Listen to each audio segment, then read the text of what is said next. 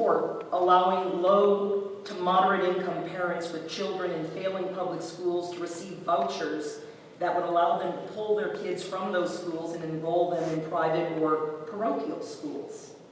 I am a product of a private or parochial school. I'm a graduate of Lebanon Catholic High School. I also have a wife who's a public school teacher at Central Dauphin High School, rather. So I have a foot in both sides of the line, and I believe that the students are the most important aspect of our education system, because ultimately what we're working on is producing quality citizens and quality students. And I believe that we cannot allow them to flounder in a failing school.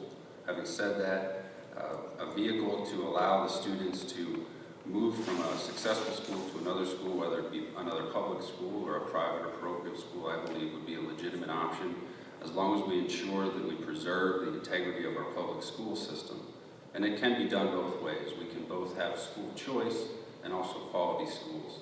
And we can do that through ensuring that the unanswered questions in currently introduced legislation, such as capacity issues from one school to another or busing from one school district to another, are addressed thoroughly before we launch into any kind of testing model that's been currently proposed in SB 1, which is a school choice bill currently in discussion in the legislature. So yes, I believe that low to moderate incomes, or any income level for that matter, if there's a failing school, we need to service those students and make sure that they're getting quality education. Thank you very much. Representative Swanger. I thoroughly support alternative education in addition to our public schools. We have some choices right now, and I think we have to expand on that. That would be the Earned Income Tax Credit Program, which I think we have to more thoroughly support with funding in the state budget, and try to get more business to contribute to that program.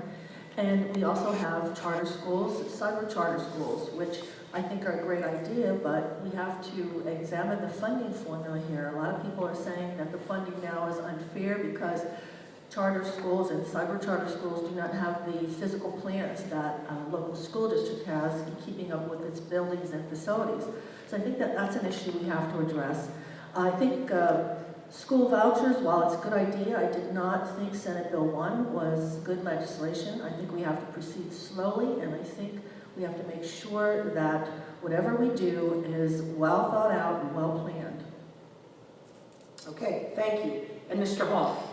Yes, I'm definitely in favor of taking and putting students in the best schools available. I had a very good school that I went to, but it was not as good as it should have been. When I moved into the Lebanon area to do job training programs, I had my children involved with Cedar Crest High School, which I thought was top-notch.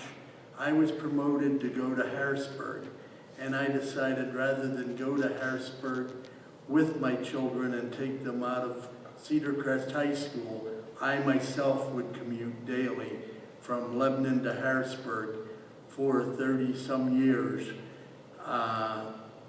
When you have a good school, you promote it and you stick by it.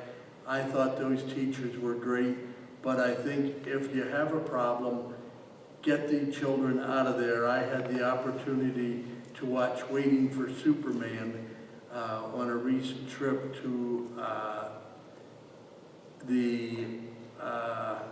Australia, which gave me a very long flight, and I really enjoyed watching that Waiting for Superman. It opened my eyes as to how bad some of the schools in this country really are and how hard it is to get into them.